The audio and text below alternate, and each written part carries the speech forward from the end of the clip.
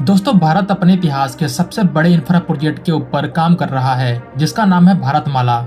इसके under India में नए नए हाईवेज का निर्माण हो रहा है। जो हाईवेज कभी 2 लेन के थे, अब उनको 4 लेन का किया जा रहा है। इसके अलावा ऐसे रूट्स पे इंडस्ट्रियल कॉरिडोर का निर्माण किया जा रहा है जो इकोनॉमिक तौर पे बहुत ज्यादा महत्वपूर्ण है, जैसे दिल्ली मुंबई एक्सप्रेसवे। इसी भारतमाला प्रोजेक्ट के अंडर एक और एक्सप्रेसवे इकोनॉमिक कॉरिडोर के ऊपर काम चल रहा है जो कनेक्ट करेगा दिल्ली को देहरादून से।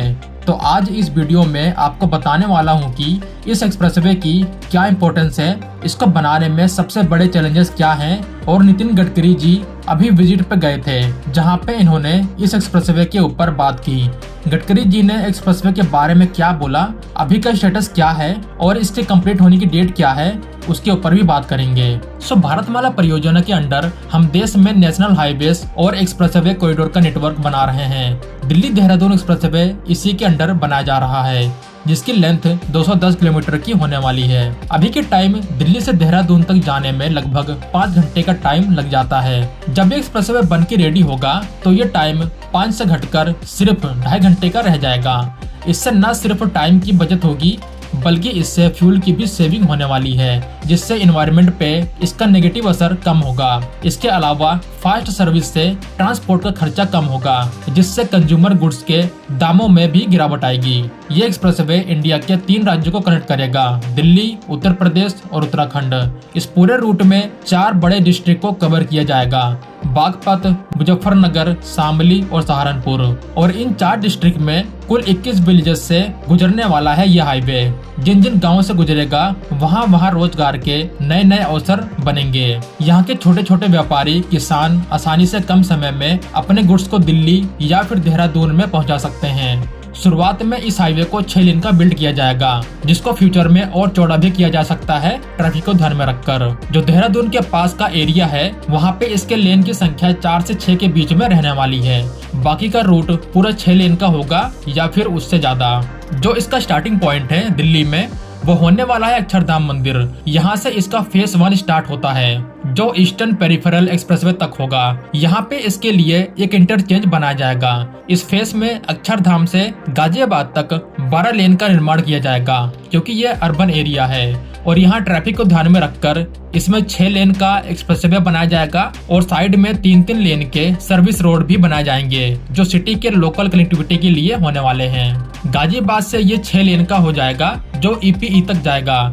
ये सेक्शन 32 किलोमीटर का होने वाला है जो पूरी तरह ब्राउन फील्ड होगा, यानी अभी के एग्जिस्टिंग रोड को ही चौड़ा किया जाएगा। ईपीई से सहारनपुर तक इसका दूसरा फेज होगा जिसमें 118 किलोमीटर का निर्माण होगा। जितने भी फेज में इसको बिल्ड किया जाएगा उनमें से यही 118 किलोमीटर का सेक्शन ग्रीन फील्ड होने वाला है, यानी इसको पूरी तरह से नया बनाया जाएगा। इस सेक्शन में अभी कोई भी रोड एग्जिस्ट नहीं करता। सहारनपुर से इसका 3rd फेज स्टार्ट होता है जो गणेशपुर तक जाता है। इसमें 40 किलोमीटर की लेंथ को बिल्ड किया जा रहा है। यह सेक्शन भी ब्राउन फील्ड होगा।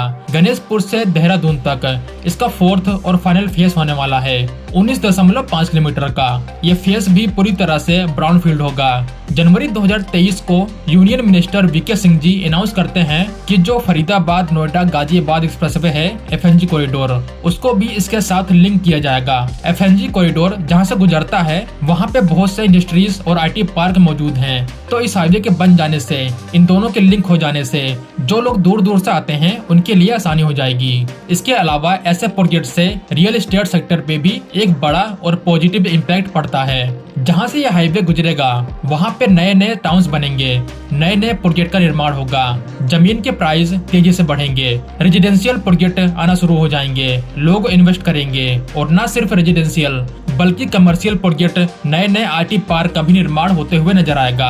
अगर बात करें खास करके गाजियाबाद से ईपी एक्सप्रेसवे तक के सेक्शन की, तो ये एनसीआर का पार्ट है। यहाँ पे आपको आने वाले 5 सालों में तेजी से विकास होते हुए नजर आएगा। जहाँ जहाँ से यह हाईवे जा रहा है वहाँ पे कुछ नए टाउन्स उभर के सामने आएंगे। बेहतर कनेक्टिविटी का यही फायदा होता है। वैसे इस प्रोजेक्ट में सब कुछ सही हो ऐसा भी नहीं है। यहाँ पे कुछ बड़े चैलेंजेस हैं जिनका सामना करना पड़ा है। जैसे इस पूरे रूट में फेज 2 पूरी तरह से ग्रीन फील्ड होने वाला है, यानी इसको पूरी तरह से स्क्रैच से बनाया जा रहा है। इसमें लैंड एक्विजिशन की दिक्कत का सामना करना पड़ा है। ऐसे प्रोसेस में काफी दिन लग जाते हैं, खास करके इंडिया के केस में। यहाँ पे नए प्रोजेक्ट के लिए जमीन एक्वायर करने में बहुत ज्यादा दिक्कतों का सामना करना पड़ता है, जिसकी वजह से इंफ्रा प्रोजेक्ट में काफी ज्यादा डिले होता है। ये चीज हम Mumbai Ahmedabad bullet train project के केस में देख चुके हैं।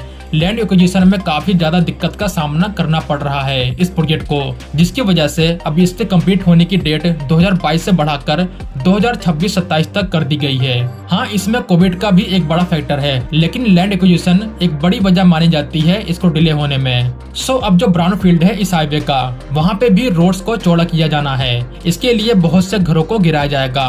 फिर इस एरिया में आपको बहुत से पेड़ मिलेंगे जिनको काटा जा रहा है। उत्तराखंड एक हिमालयन राज्य है। इस केस में सबसे अच्छी बात यह है कि देहरादून शहर उत्तराखंड और उत्तर प्रदेश बॉर्डर के करीब है, यानी यहाँ पे बड़े बड़े पहाड़ नजर नहीं आएंगे। यहाँ पे ज्यादातर आपको मैदानी इलाके ही मिलेंगे, बस कुछ हिस्सों को छोड़ के जो उत्तराखंड के स्टार्टिंग में मिलेंगे। यहाँ पे टेरेन आपको थोड़ी सी अलग मिलेगी और यहीं से हिमालयन माउंटेन स्टार्ट होता है। यहाँ पे आपको एक बहुत ही महत्वपूर्ण नेशनल पार्क मिलेगा जिसका नाम है राजाजी नेशनल पार्क। इस पार्क में रह रहे जानवरों को कोई नुकसान न हो, उनके आने जाने में कोई रुकावट न हो, तो इसके लिए यहाँ पे पूरे एशिया का सबसे बड़ा वाइल्ड लाइफ एलिवेटेड कॉरिडोर बनाया जा रहा है, जो 12 किलोमीटर का होने वाला है। लगभग 20 किलोमीटर की लेंथ है इस नेशनल पार्क में, जहाँ से इस हाईवे को बनाया जा रहा है। इसमें से 12 किलोमीटर के लिए एलिवेटेड कॉरिडोर का निर्माण किया जा रहा है। फिर यहाँ एक टनल का भी निर्माण हो रहा है। लगभग 340 किलोमीटर के दांतकाली टनल का निर्माण किया जा रहा है। यहाँ पे ये जो नेशनल पार्क का सेक्शन है, यहाँ पे कंस्ट्रक्शन करने के लिए मंजूरी मिलने में बहुत ज्यादा दिक्कतों का सामना करना पड़ रहा था, बट फाइनली दिसंबर 2021 को नेशनल ग्रीन ट्राइब्यूनल ने इसको बनाने की मंजूरी दे दी।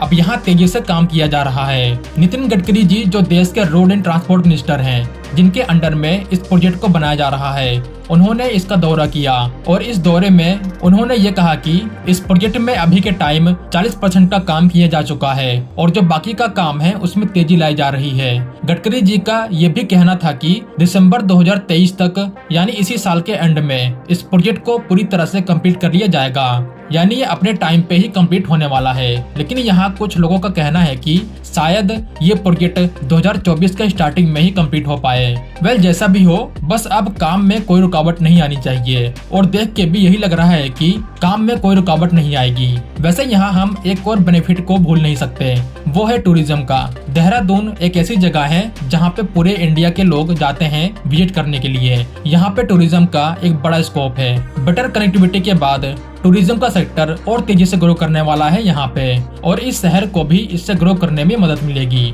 तो फिलहाल इस वीडियो में बस इतना ही। मिलते हैं एक नई वीडियो के साथ, तब तक के लिए जय हिंद दोस्तों।